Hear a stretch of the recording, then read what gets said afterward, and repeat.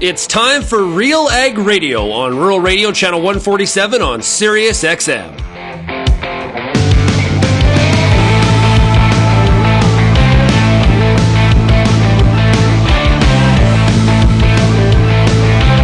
RealAg Radio and RealAgriculture.com is your home for insight and analysis of the issues that are impacting your farm business. Let's get real and get connected with RealAg Radio.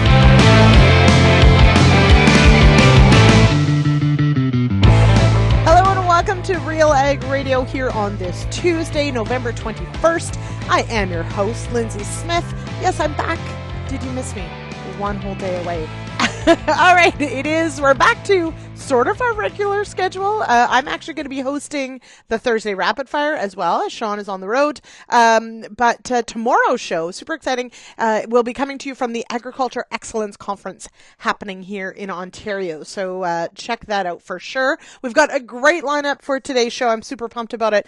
Right after the break, we're going to hear from MP for Foothills, Alberta, John Barlow. He, of course, is the ag critic as well.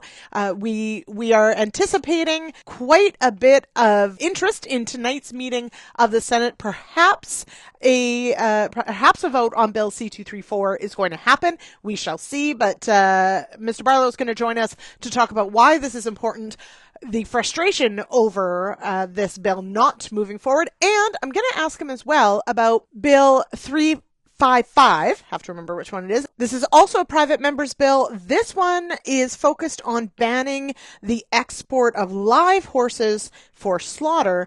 And Barlow stood in the House of Commons yesterday and spoke against this bill. I want to ask him what's all happening there and on that bill. So stick around for that. We've also got a product spotlight today. And we've got Jim Wiesemeyer and Shaun Haney are going to hop on the show with their monthly, is it monthly? Bi-weekly? I think it's monthly podcast that they do, the two of them. And so we'll have a clip from that as well. You can head to realagriculture.com for the full discussion. Or, of course, check out our YouTube channel. And then so, of course, last night, Monday, the Agronomists, excellent discussion with Jeremy Boychyn, Paul Hermans. We talked about good data versus no data versus bad data, and how do you make decisions, and the danger of potentially leaning on what's maybe not very strong data or maybe even bad data, and how that could potentially cost you bushels, profit, all those things. All right. So stick around to the end of the show for that. If you've got any feedback on today's show, you can call that RealAg feedback line at 855-776-6147. You can zip me an email, lsmith@realagriculture.com. And of course, you can find us across social media at RealAgriculture. Leave us a note wherever you happen to be. Let's take a quick break, and I'll be back with Mr. John Barlow right after this.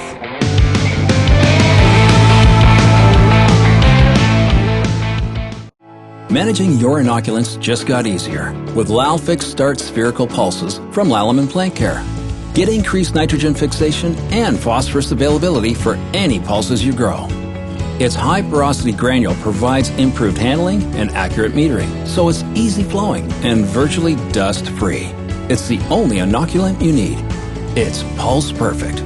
Contact your Lalaman sales representative today. Peter Johnson at WheatPete, RealAgriculture.com. I'm the host of The Word, and I love doing The Word. I love the questions. I love the challenges. I love having to apply agronomics to all over the globe and areas outside of my normal jurisdiction. Also, I love the feedback the most, where growers challenge me, tell me about their plot results, help me to learn. The Word, absolutely the best part of my day. What's next for your fields? At Pioneer, delivering industry-leading genetics drives everything we do. From the scientists in the lab to our local teams with boots on the ground, we are determined to get there first. Developing top-performing products, proven in more growing conditions than ever before. Pioneer. What's next happens here. Visit pioneer.com/Canada to learn more.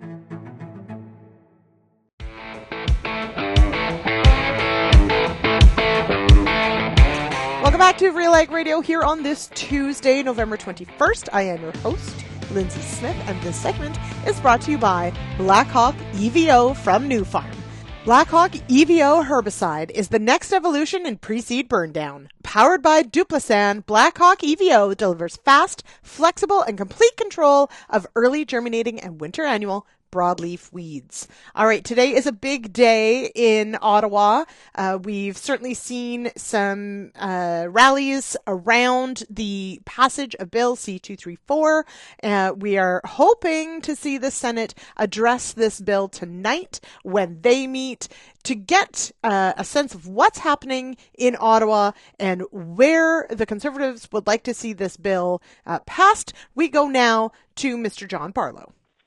Joining me now on the line from Ottawa, it is John Barlow. He's the MP for Foothills and also, of course, the ag critic for the Conservative Party. Welcome here, John. Thanks very much for having me, Lyndsey. All right, it is a big day on Parliament Hill, of course. We are expecting crowds, some rally on the pressure to put Bill C-234 back on the path to actually getting passed. What is happening there now? What do you hope to see happen today? Well, yeah, it's a big vote tonight, hopefully in the Senate, where we'll have a chance to see if 234 will move along in the process. And, we're so close to the finish line. It's last-minute shenanigans in the Senate is very frustrating. And you're seeing it boil over with, some response from farmers who basically said, we can't take this anymore. And there was rallies in Western Canada yesterday I saw, and Ottawa this afternoon, and apparently some happening in Atlantic Canada today as well. So, this farmers are standing up and making sure their voices are heard, because this is an important bill to their financial viability and their sustainability as producers. And to see see the Senate kind of hold this up is quite frustrating. Well, and this is from the perspective of a parliamentarian. Yes, it's frustrating, but how unprecedented is something like how the Senate has behaved on this particular bill? Yeah, it's very unusual. They're putting forward amendments that were already tried in the House of Commons at the committee stage and turned down, at the committee stage in the Senate and turned down. So for them to, adjourn debate and block the voting on third reading, this is clearly from the top, and we know, Minister Guilbeault himself has said he's phoned senators and tried to strong arm them into, trying to delay 234. So to see that this type of interference from the Liberal cabinet ministers with what is supposed to be an independent Senate, said the Prime Minister himself, is really unusual. And I think that's really where a lot of this anger and frustration from the producers themselves is coming from, that they are ignoring or disrespecting the will of the House, where this was passed with a very strong majority, and we want to see this. We want to see this passed as quickly as possible. Now, you also, you sit on the Ag Committee as well, which of course is a cross-party committee. This bill has cross-party support. So, are your absolutely. colleagues also pushing to see this move through? Yeah, I don't think our colleagues in the NDP and the Bloc and the Greens, although they supported this bill, I don't think they've been nearly as aggressive as we have on the Conservative side in terms of making phone calls and working with the stakeholder groups and meeting with as many senators as possible. But certainly their position hasn't changed. We do have bipartisan support, and I guess that's what really makes this that much more questionable, the antics of the Senate, where this isn't something that was just a one-party initiative. This is something that the vast majority of the parties in the House and a couple of Liberals also supported. Mm-hmm. Now, we've talked a lot on this show about sort of the unfortunate timing of the home heating oil, the Atlantic province carve out for the carbon tax happening, and sort of that perhaps politicizing Bill 234 more than perhaps it needed to be. Do you see that as being a stumbling block to getting the Senate to move this forward? Well, I think initially it was actually a positive in that, a lot of the senators who were looking at the carbon tax as this untouchable, the Liberals' climate change minister announced that carve out, a lot of I guess this isn't. I guess we can have carve-outs. But now with what's happened in the last few weeks with Minister Guilbeault saying he would resign if there's any other carve-outs, I think that has just entrenched the Liberal government into trying to block this in the Senate. Very dramatic. Let's put it that way. It's been, I don't know, I can't remember the last time there's been this much drama around a bill that has support, has cross-party support, and really should be moving forward at a pretty good pace. Now, just quickly before I let you go, there is also discussion of another private member's bill that I think we haven't talked a lot about here on Real Agriculture, but you did speak yesterday against this bill, and that's Bill C-2355. This is the bill that would ban horses for transport by air for the food market. And you talked about how, this could have unintended consequences. And I think this is often for agriculture, one of those concerns is, rules or regulations come into place that, say they're about one thing, but potentially have a huge impact on many others. What is your biggest concern with something like 355 moving forward?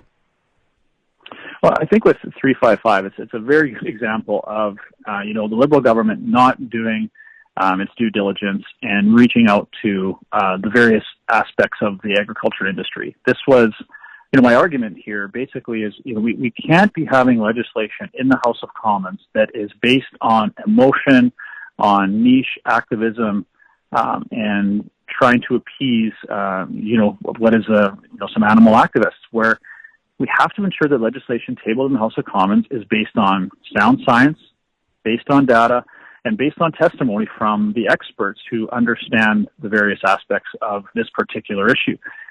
And for the Liberals to table this bill without doing any consultation, which clearly they didn't do, because the speech from Tim Lewis, the member from Kitchener-Conestoga, who's the sponsor of this bill, his speech was full of rhetoric and falsehoods. There is staunch opposition from First Nations and Métis communities who are some of the major breeders and exporters in this business, from airline pilots and airlines who are now going to be asked to have a signed affidavit from the Minister of Agriculture that any of their cargo is not being moved for slaughter. That is an unrealistic and ridiculous burden that they don't want to take on. And you also have groups like Spruce Meadows, the Calgary Stampede, Equestrian Canada, saying this will devastate these equestrian competitions in Canada, because a lot of international competitors will not want to come to Canada and have to deal with this new regulation, which has nothing to do with them, but they will fall under this legislation. Not to mention you'll have Canadian athletes and their horses not wanting to stay in Canada because they are competing around the world. They don't want to come to Canada and again face this type of red tape that could cause them significant delays in trying to move to different events. So there are a number of stumbling blocks on this, but the biggest issue is this is not based on any science. This is just rhetoric, and I'm asking the House of Commons to take a look at this and try not to be overly emotional. I understand people have a vision in their head of what horses are and what they mean, but these are horses specifically bred for this industry. And countries around the world, more than 1 billion people still rely on horse meat as part of their protein. So, to see a legislation table in the House of Commons that is completely, activism driven and not based on the actual data, that's why I'm opposing it. Well, and I also you brought up the point that we have very stringent and transport regulations that have recently been updated that apply to how livestock are transported. We have within our government rules already plenty of latitude on how animals should be treated in transport that, realistically could address concerns if that's what this was really about. Right, and the data shows it clearly. There has not been a fatality of horses transported by air since 2014. The number of injuries is 0.0012%.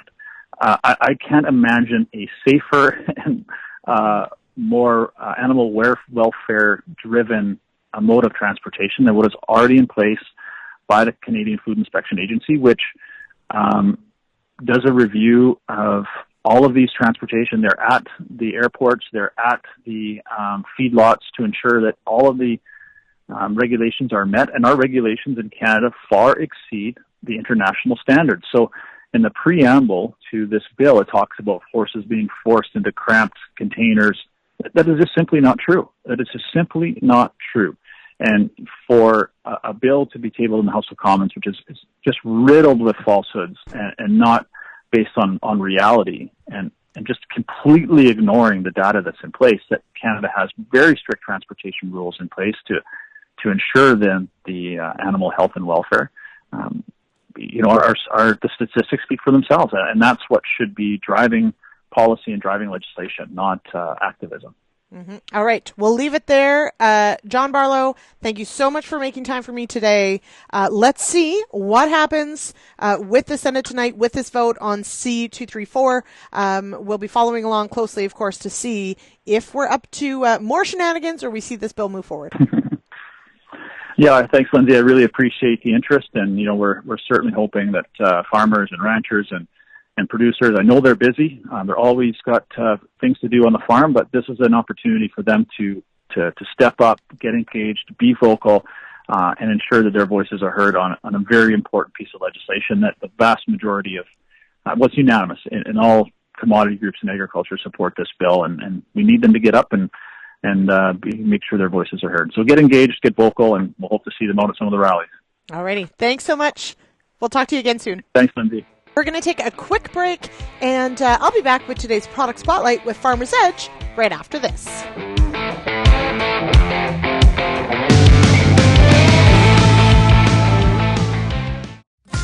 What were the issues in your fields this year? Did you do a soil sample? What is your soil sample telling you about some of the nutrient issues that you might be having going into next year? What herbicides did you use? What residues you might be concerned about? What weed issues did you have? What crop residues did you have? How well do you know your fields? Get the answers to all the questions you have about your pulse crop at the Pulse School on RealAgriculture.com.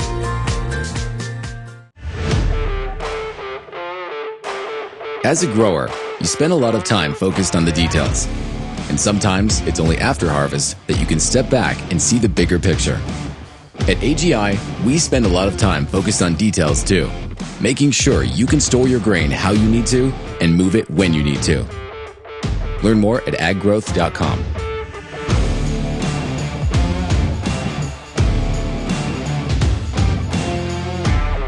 News, information, and insights to help you keep on top of all of the latest in Canadian agriculture. Visit RealAgriculture.com and sign up for our free daily newsletter covering everything from news, agronomy, animal agriculture, and much more. Visit RealAgriculture.com/subscribe today.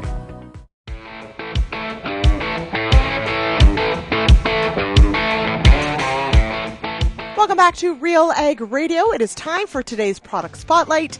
And joining me now is Vibhore Arora, the new CEO of Farmer's Edge. Welcome here. Thank you, Lyndsey. Glad to be here. All right. So now what can we expect from Farmer's Edge with you as the CEO and leader? Thank you. Farmers Edge across North America can expect a lot of positive changes here at Farmers Edge. We continue to harness all aspects that have made Farmers Edge technology great while improving on some of the past opportunities that we've had. One of my first steps as the CEO was to actually initiate a turnaround plan to improve the financial health of the company and ensure future success. And as we've navigated through that transition period, an unwavering commitment remains focused on the customer, which is a grower.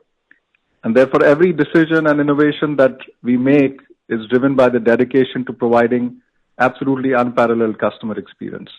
So that's kind of the big change that I would, expect our customers and our employees to see as we go through this journey. And what would you say is a key component of delivering on that positive experience for the customer? Yeah, great question. And I think, in my opinion, it all starts from within the organization. We've gone through some internal transformation with a focus on culture and our employees. And as a CEO, I define culture as a combination of values plus behaviors. And we've implemented a new set of values within the company, which is focused on mutual trust, teamwork, and customer success at the center. And supporting those key points are ensuring that the teams absolutely makes decisions which are based on data. We take rapid action and ensure that prioritization and optimization of delivering results is at the forefront. And we're all working together as a team to ensure that we achieve our business goals. And we look forward to enabling the whole ag ecosystem by providing the technology and fertility solutions to our growers, keeping those value systems, in mind. So now, how does Farmers Edge differentiate itself in delivering on a technology platform? We know that farmers have been, in a lot of ways, slow to adopt some of this technology. Where does Farmers Edge sort of go from here?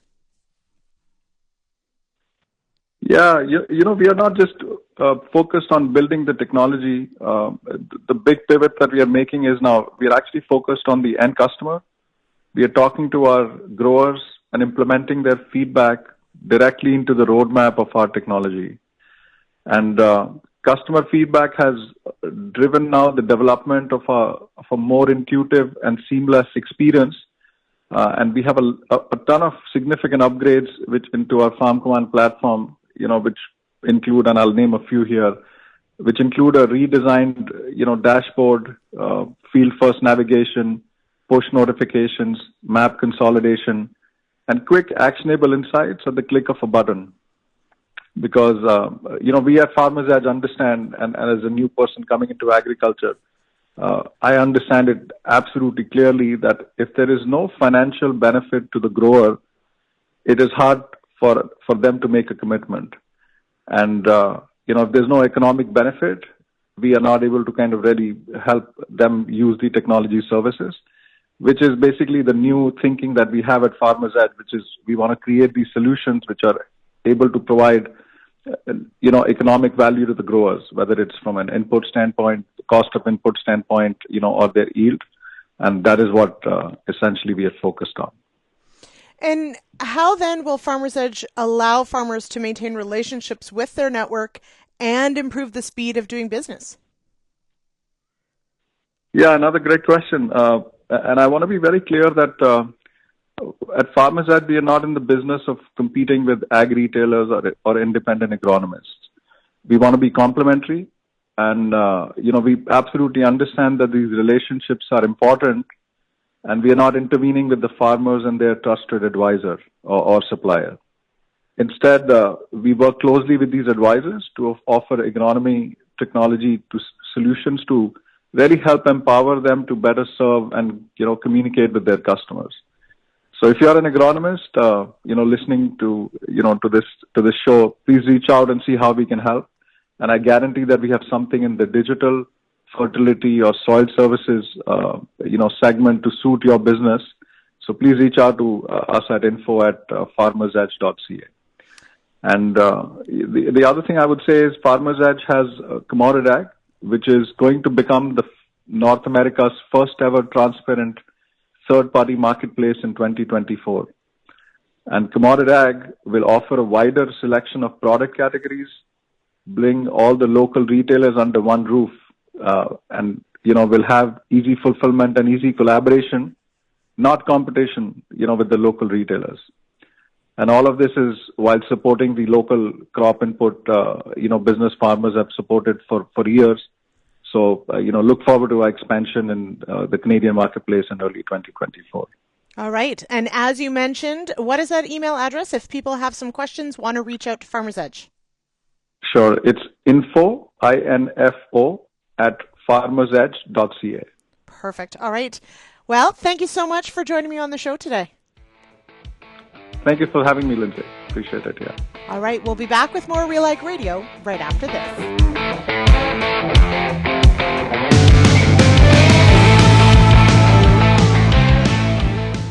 Boron boron is an essential micronutrient for plant growth, and without boron, your crops can't absorb the macronutrients they need for higher yields. Although borates occur naturally, boron deficiency is a common soil problem. Whether in direct soil application, through fertigation, or as a foliar spray, US Borax has the right refined product for your crops. US Borax products are specifically formulated to combine with other fertilizers, lowering your application costs. Learn more at borax.com/egg.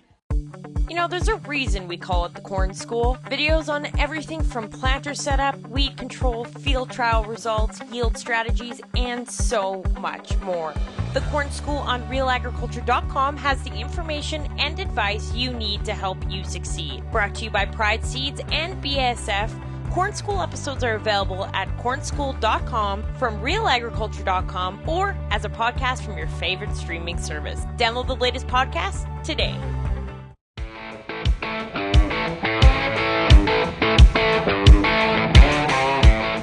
Welcome back to RealAg Radio here on this Tuesday. I am your host, Lyndsey Smith, and this segment is brought to you by Co-op. Co-ops Grown with Purpose recognizes how your farm brings sustainability, agronomics, and safety to our food, community, and environment. What you do matters. Make it count. Contact your local Co-op Grow Team member to learn more. All right, as promised, we've got Mr. Jim Wiesemeyer and Mr. Shaun Haney on to talk about all things politics happening right now. Let's hear their discussion now. Yeah, Jim, lots happening. It's been about 3 weeks since we last chatted. In that time period, we had a really, really important visit from China's President Xi, visiting with President Biden of the U.S., of course. What's been kind of the reaction after that meeting? Well, the general reaction, and I don't agree with it, by the way. I think the typical reaction from most journalists typically is on the negative side. Even when low expectations were fulfilled, admittedly, I think the reason why I differ in that is, number one, they did talk. Number two, I think the talks went better than expected because they laid some ground for future talks. The takeaways from the meeting is that renewed military to military conversations, a commitment by both Xi Jinping, the leader of China, and our President Joe Biden to pick up the phone and talk if they have any individual issues. That's always good when at least you can have the ability to talk. And then the one that the general press is poo-pooing is the commitment by China to do some more enforcement on the fentanyl, on the ingredients used to make fentanyl. Primarily, it's hesitant because they gave former President Trump a similar commitment and they didn't follow through. So I understand that. But again, Xi Jinping met privately with a group of big U.S. company CEOs, and that told me that he wants to open up China again to U.S. and Western investment because, we wrote in Pro Farmer that China is always accommodating when they want to be. And in this case, they had no choice. Their economy is a little iffy right now. Yeah. Their real estate crisis is worse than our banking crisis in the U.S. was several years ago, Shaun. So bottom line, although we're not back to the prior U.S.-China cordial relationships before Trump, at least the downside has been stopped. So it looks like up from here. Sticking with Asia, we did see this week, I saw in your Pro Farmer morning newsletter, Reuters was reporting that former President Trump is talking about, if reelected, pulling the U.S. out of the Indo-Pacific Economic Framework. That's that 13-country deal. He called it TPP 2.0. Yeah. Why, Jim? Like in Canada, there is nothing but strong encouragement they feel that the U.S. is way ahead of Canada, and Canada's playing catch up when it comes to Indo-Pacific relations and trade.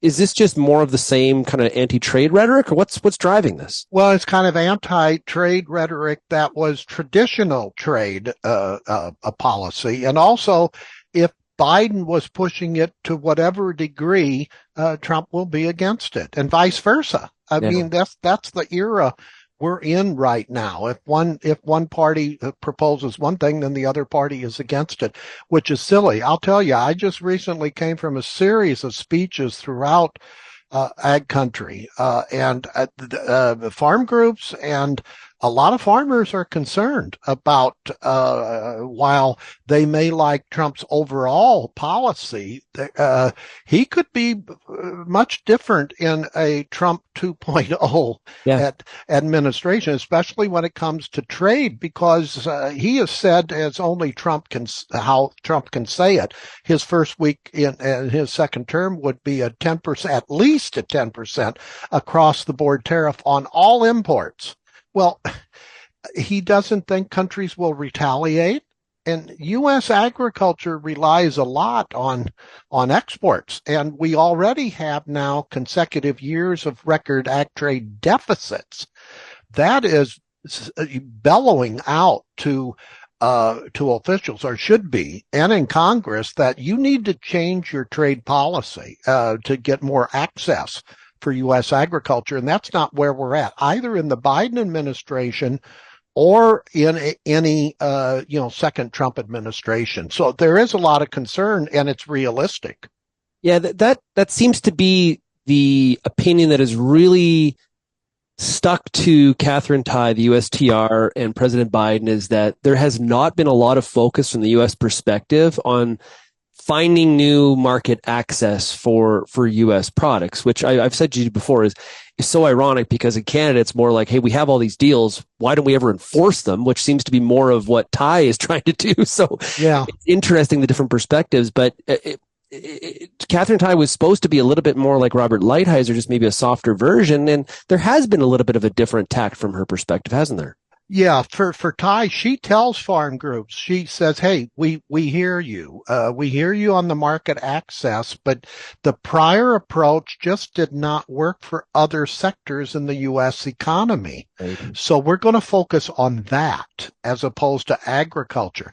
Now, what Tai doesn't want to say is that she wanted to progress on that Indo area agreement, but she was pulled back by the White House because of the progressives of the so-called progressives in Congress, and so even her wings were clipped on that one, to show you the bottom line, Shaun. I hate to say it, but both parties, to me, are turning isolationist. Right. And that's not a good sign. It's just they just don't want to talk about trade. I've got my daily report, as you well know, and there's a trade policy section within that. Many days, there's nothing to report. That tells me something right there. There's just not much activity going on. It is concerning from a both party perspective. It's easy to pick on former President Trump, because he's a little bit more bombastic about it. But hey, the Biden administration has not exactly been a friendly trade partner in some respects as well. There's growing concern in Canada, already thinking ahead. And this is kind of when you and I first started doing a lot of work together, was going back to 2016. When the renegotiation of the NAFTA agreement began. Remember, we've got a renegotiation coming up. It was written into that agreement. I think it's 2026. And I'm hearing from farm groups a lot of concern.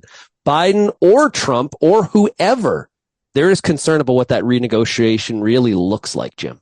Yeah, I agree. That concern is well founded. Now, we need to know the players, of course, because they still will vary. But if it's Trump, he will want to extract something to call it his agreement. That's just, again, Trump 101. So, yeah, I think we've got some hurdles to cross. And I didn't mention that another signal that we need to boost trade policy here in the U.S. for agriculture is corn exports. It looks like for the second consecutive year, Brazil will export the most of any country of corn. We had an Argentinian election, strong libertarian elected. From an agriculture perspective, when we look at Argentina as an exporter, what do we see changing? What are you hearing around D.C.? Well, he's really called the Trump of Argentina. So there's a wild card right there. He has a lot of really out there ideas. Now, he wants to have dollarization for the Argentine currency, the peso. I mean, which is just dropped like a rock. Yeah. Long term, if he would be successful in moving to a dollar-based currency, that could level the inflation or make it more contained in the future. And that would be good, probably, for Argentinian export. You know, I did want to tell your listeners and viewers one thing that I really picked up in my recent speeches is the concern about solar panels in the United States on farms. I'm telling you, go to Ohio, southwestern Ohio, and it's one of the biggest issues there, where some farmers are being offered contracts, multiple year, 10-year or more contracts of $1,000 or more an acre.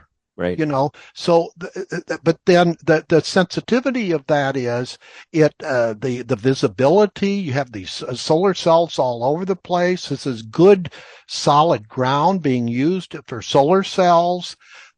There's compaction issues as they're putting in the solar cells. There's the commitment of how many years that it's taken some farmers to be paid because the project is not yet complete. That's going to be a growing issue here in the United States. Again, in North Carolina, I saw the same thing when I was in Missouri. They had a big issue there. It was not only foreign ownership of farmland, but the second one was solar cells as panels, and 80% of the panels are made by China. Well, I think it could even be more than 80%. But like, I think there's more to that discussion is, what is the quality of the farmland that's going on? Are they doing things like, say, one of our colleagues at Real Agriculture, editor Lyndsey Smith, they do solar grazing. They graze sheep underneath the panels. So like that's I think that's a very, very cool way to manage the ground. And there's like a little bit of there's kind of a hypocrisy or a little bit. Like, I understand where everyone's coming from, for and against. So it's not okay for a farmer to put solar panels, like get a lot of money and put solar panels on his land. That's not okay. But it's entirely fine to sell out your land to a developer and put up a new Costco and pave it over for a parking lot. Like, I'm like, you know what I mean? I hear you. Now, the alternative to that is that I hear the primary reason they've gone to sheep grazing, if you will, in some states, is to get the much lower agricultural tax assessment. Oh. On that ground. There's your angle on sheep. They're not just putting sheep underneath those panels for the good of their heart. They want to maintain the much lower, in most states, if not all, tax assessment rate. And that has farmers upset, because this is a industrial use getting a agricultural tax exemption in what they think is an end around. So I'm just saying, my headline of my story that I'm writing on is "Let the Sunshine In?" ? Great stuff. Well, I'll be honest, it warms my heart to hear Mr. Shaun Haney defending solar grazing, but definitely a hot topic. Completely understand where it's not always a slam dunk, and there's lots to unpack there. Fascinating discussion, though. Love the discussion on trade. Appreciate Jim Wiesemeyer's insight. And, of course, if you want to hear the entire discussion, there's much more than this. Head on over to RealAgriculture.com or subscribe to our YouTube channel. We also post it there, and you can hear the whole discussion. And you know what? I'm going to guess we're going to hear back from Jim in a couple weeks. All right, let's head to our last break and our final segment. I'll be back to talk good versus bad data right after this.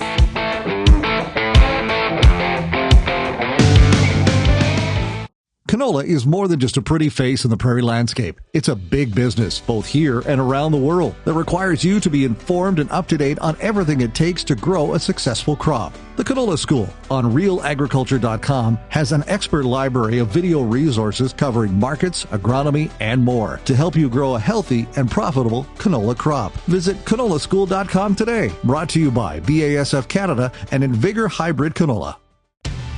I get to spend every day talking to farmers in the ag industry through RealAgriculture.com and RealAg Radio. but nothing is more fun than speaking to an audience live and in person.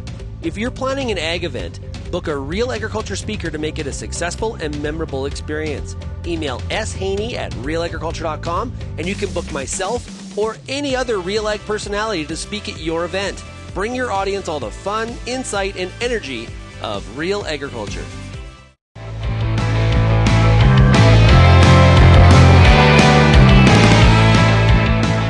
Welcome back to Real Ag Radio here on this Tuesday. It is Tuesdays with Lyndsey. I am your host, Lyndsey Smith. This segment is brought to you by Invita.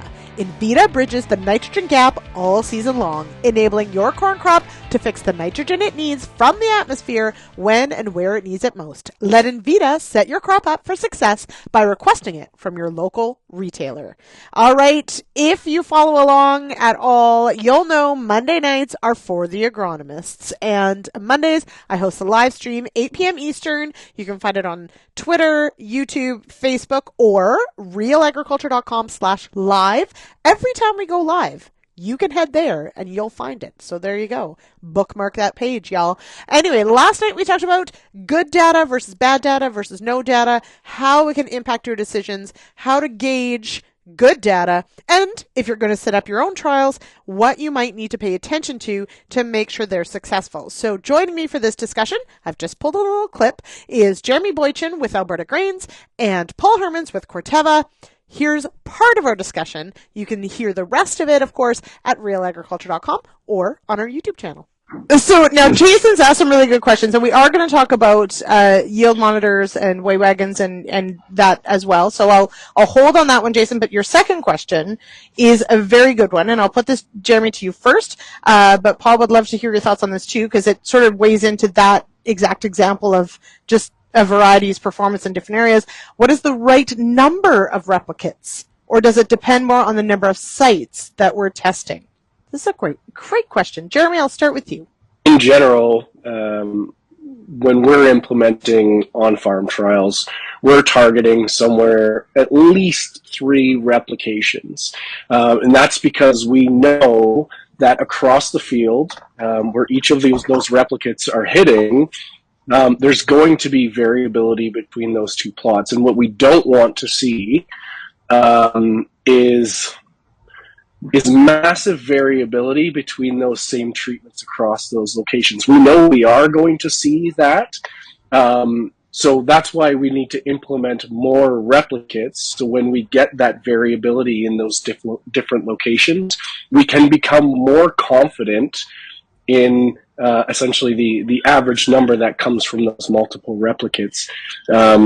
And that's going to essentially be the answer no matter how many site locations we're looking at, because the replicates are really meant to overcome the variability in that site, not between sites. So we're strengthening data of that specific site rather than trying to capture across multiple sites. So with some of the trials we do, we'll target 5 replicates if we know that there's a lot of variability and we have the room to implement that on the field, and it just allows us, I guess in lesser words, to become more confident in the stats that come from analysis at the end, because the variance is lower and the comparisons can be a little bit stronger. Jeremy, why did you have to use the S word? Stats. Anyway, no, we have to. Okay, Paul, do you agree with that? Is 3 sort of the minimum and go from there? It might be a little bit different in the seed world because we're dealing with larger scale farm operations in the research world, and we got to understand that. So I like seeing at least 30 sets of plot data on a yearly basis. If I'm going to go start doing agronomy trials and we start doing things like fungicide or no fungicide, that type of stuff, I want at least 10 sites of replicated data that are at least 2 or 3 times replicated to feel comfortable with that. And then added onto that, though, but I want to see that over a 3-year period, because 1 year weather pattern is totally different than the next year, and to make sure that we're making the right decision moving forward. This is so much fun, you guys. So thank you for entertaining me and answering all of these. So the second part to that is, so looking at that photo on the right, so you've got, I see some soil variability, I see the strips going across them. And you mentioned this, Paul, the importance of having these layers of data, that has to be good data to start with. So you have to have a plan of collecting and layering this good data to really be able to start to dig into some of this. Totally agree. And without those data layer sets, to me, that information is more or less useless, because you're not really making a decision. And this particular map here is a CEC map, so basically looking at soil texture to understand the differences in nitrogen rates. With that, we could layer in organic matter. The list kind of goes on and on, but I think the more data that we have, the better decisions that we can make to get it micro managed down almost on a foot by foot or smaller basis, basically going forward. Now, Jeremy, it does make me think, though, about instances where we maybe don't have any data. And this has actually come up recently, talking about something like a disease like a root rot, like an Aphanomyces, or, potentially herbicide residues hanging around because of dry conditions. How do you sort of broach the discussion on the importance of data that maybe goes when land changes hands? Are we having these discussions with farmers about the importance of keeping track of all sorts of different things and that data set? When we're setting up a trial and we're having these discussions with farmers, farm history, field history plays a huge role in looking at whether this is a reasonable place to implement a trial. And John, that's a very important question. We don't want to be avoiding the worst and only picking the best parts in the field, but we do want to minimize the variability that we're getting back from this data, so the data we get back is strong. But we certainly need to be having these discussions and asking the questions of, okay, what was sprayed here last year? How much rainfall came? Are we looking at risks of carryover? Is this a pea field? Are we expecting a lot of nitrogen carryover? Should we be doing a nitrogen trial on this? Was there hail here 2 years ago? Is there excess nitrogen because of that? What was your soil test? All of these questions, and I'm sure Paul can agree, but until you've run through this many on-farm research trials, you don't realize how many of these factors can come up and sneak up and impact the data in the end, or what that data can mean for you when you're making decisions in the future. So keeping track and understanding what treatments, how that field was managed. Was there any splitting? Was there even a trial that was implemented on this field 2-3 years ago? Because that's going to play a role in, at least in Western Canada, in the nitrogen reserve that may be in that field. And that may impact your treatments as well, and what the results may be. So all of these things are going to be important when trying to make a decision. And again, it comes down to minimizing or eliminating the variables that you cannot control for. I do want to address the question of the yield monitor. Paul, let's start there. Sure. We love to watch them. I love to watch. I get snaps all the time of people like, woo, look at it go. We love them. But are they, so we'll start with, is a yield monitor good enough to be gauging our yield? It's good enough to gauge yield, and I think give us differences in the field and everything else. And especially if we start talking about stuff like variable rate fertility, they can come back and do a map based on crop removal, that type of stuff. But when it comes to comparing hybrids or soybean varieties, that's where I kind of say, please don't use it. If we can bring up slide number 6, and I've done a fair bit of comparisons over the years, looking at a yield monitor versus the weigh wagon data, and so the ones on the left-hand side are in corn, the ones on the right-hand side are in beans. And again, you can make the wrong decision by, going strictly on the yield monitor itself. And it just, hybrids are all different in terms of test weight, kernel weight, size, everything else, how it impacts the monitor. So my take home is, if you want to get into that, making the right decision, making the right product decision for 2024 and beyond, bring in the weigh wagon, use scales, that type of stuff going forward. With data, same idea. Garbage in, garbage out. So exactly, and I could use example of fertility maps. Let's say we're trying to do a map off of corn, right? And if my combine is off by 8 to 10%, well, that means on a 200 bushel crop, I'm either 220 or 180. And if I'm going to do a crop removal map off of that, that's a big difference in terms of what could be going on or off. That's just one example right there. So to me, that's garbage in, garbage out. Again, going back to hybrids, varieties. If I don't make the right decision and I'm taking, I'm going to make my seed decision on that, I might be buying the wrong product for the next couple of years, and I could be 5-10 bushels off the mark where I should be. That adds up at the end of the day. Absolutely. Now, Jeremy, I want to touch base on the sort of small plot and field scale. And of course, you're working a lot doing a lot of sort of the field scale, moving from. What do you think are some of the biggest pitfalls of potentially trying to extrapolate out of a small plot data to field scale?